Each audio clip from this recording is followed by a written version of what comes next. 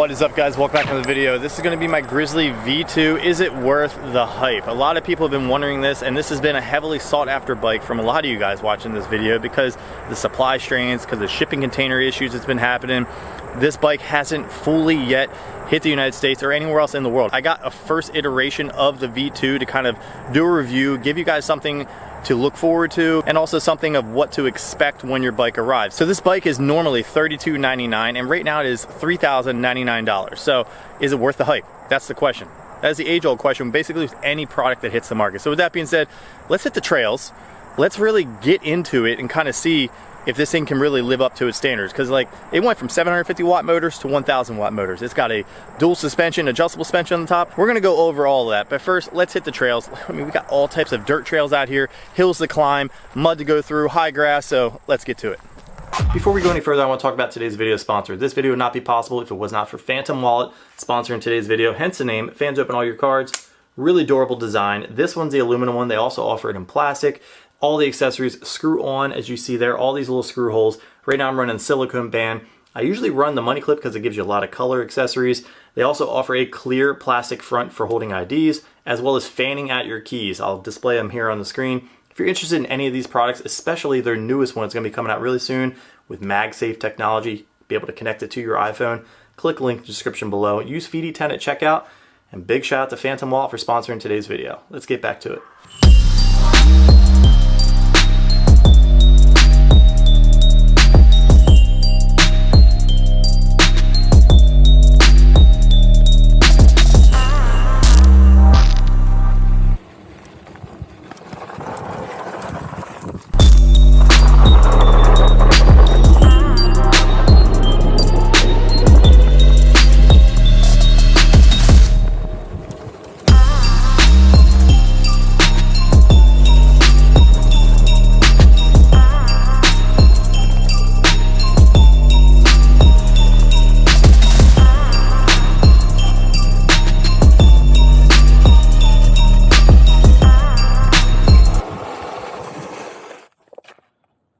To a dead stop.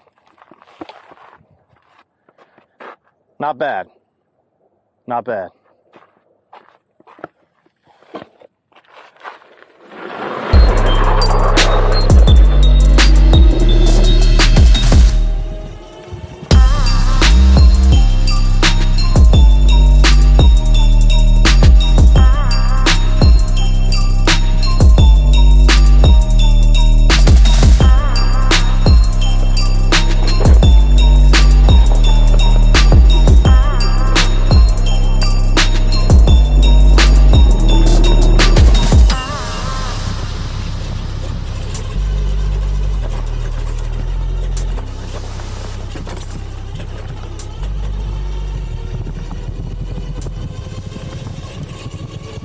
Now, Ariel Rider came out with this Grizzly a little over a year ago. This has been something that's been in the works for quite a long time, especially since the D-Class was such a popular bike with the dual motor setup. So they ended up using that same dual motor setup from the D-Class in the Ariel Rider Grizzly V1 with the 750 watt motors. Now, in the whole process of the supply strains, they ended up switching out the motors from 750 watts to 1000 watts. This one right here, and everyone from here on out will have 1000 watt front and rear motors. So the common questions I usually get about the 1000 watt motor setup is going from 750 to 1000, are you going to be going faster? Is it going to give you more power? Are you going to get more range? Those are usually the common questions. And the answer to all of that is yes, but it's not that easy. That's just a simplified answer. What I mean by that is going from 750 watts to 1000 watts doesn't necessarily mean you're going to reach past that 35 mile an hour threshold on a flat surface.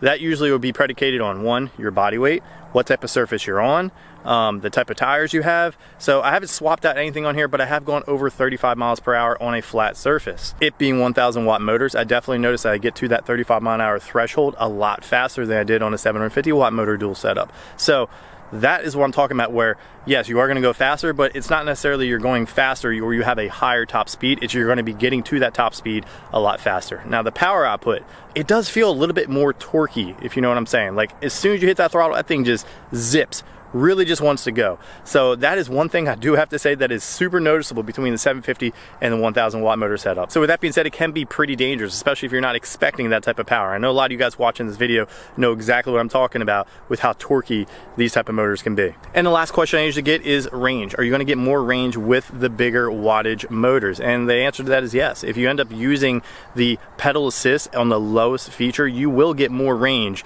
than you would the 750 watt motor. Now I do think I should do a full comparison against V1 versus V2, maybe power output, pedal assist, range test. Let me know right now if you guys want to see that. Not that you can really even get the V1 anymore, but I think it would be educational for you guys. All right, now to answer the main question, is this worth the hype? Because there's a lot of hype going around this bike, and that's usually what happens when a new product hits the market and it's got a lot to offer and disrupts everything else that's out there. So with that being said, I feel like the first thing I should say is I have ridden so many other bikes out there from all different manufacturers, ranging from super high-end prices of upwards of $10,000 for an electric bike, which is absolutely insane to even think about, because that's kind of getting in like car territory. But at the end of the day, I mean, these bikes have a lot to offer in general, not just to the commuter like yourself, but even to the enthusiasts that are out there. So with that being said, I feel like this one is definitely really affordable for what it has to offer. Now, it's one of the only bikes out there that has a dual 1000 watt motor setup for this price range. Let's just put that out there. Whether you like the way it looks aesthetically or not, this is going to be one of the most powerful and fastest electric bikes in this market, that's for sure. It has dual suspension, front and rear. Adjustable as well, front and rear. I don't see that on any other bikes.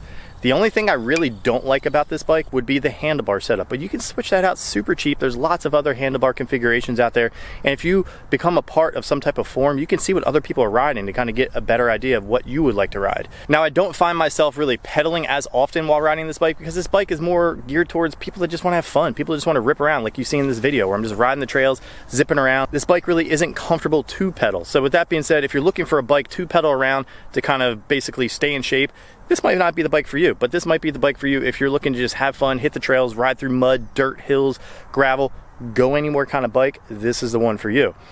Is it worth the hype?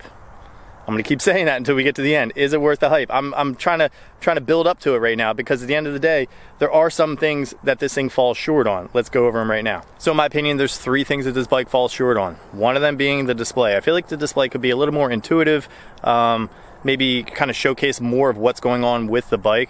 I've used other displays that were kind of like that. I do like the idea of maybe possibly incorporating a touchscreen display. I think that's possible in the near future. The locks are very, very cool. I'm sorry if I'm gonna bring this out there. I don't know if I'm supposed to talk about it, but there is word on the street that there might be some fingerprint technology coming to these locks, so that, yeah, you won't have to really risk losing the keys on these. So I guess that's one of the things I can just check off the box right there. The grips. The grips, I'm not too stoked on. I understand that this is probably one of the easiest grips out there to get, because of a lot of electric bike companies actually use these grips. I do like the fact that they at least go the extra step with putting their logo within the grip. Another thing I really don't like is the twist throttle. I have had an issue before of getting stuck in the twist motion while trying to, I guess, brake, and I end up looping out on my bike. It wasn't this one, it was my X-Class. Here's the clip.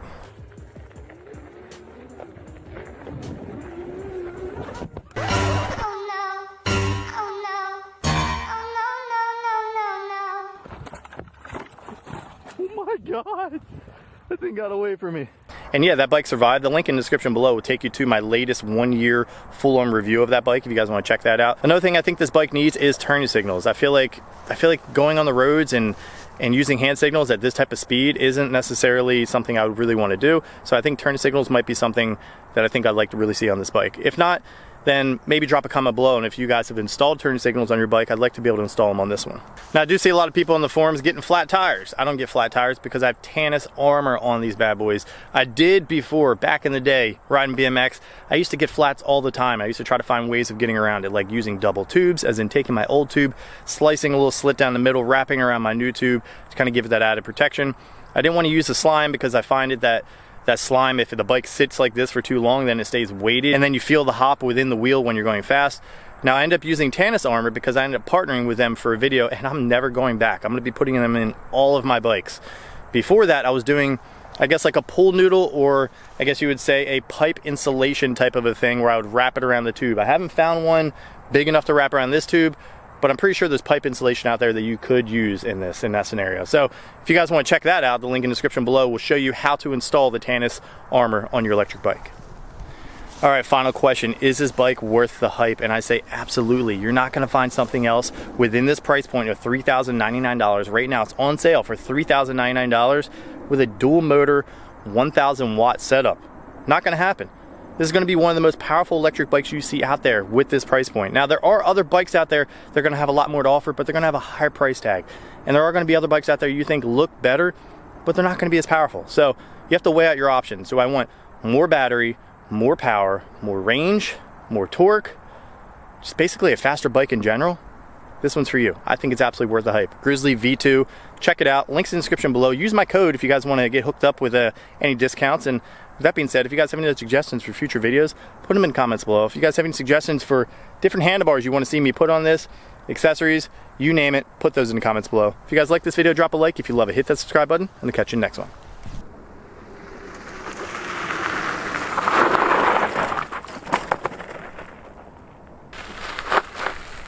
All in the name of getting the shot for you guys.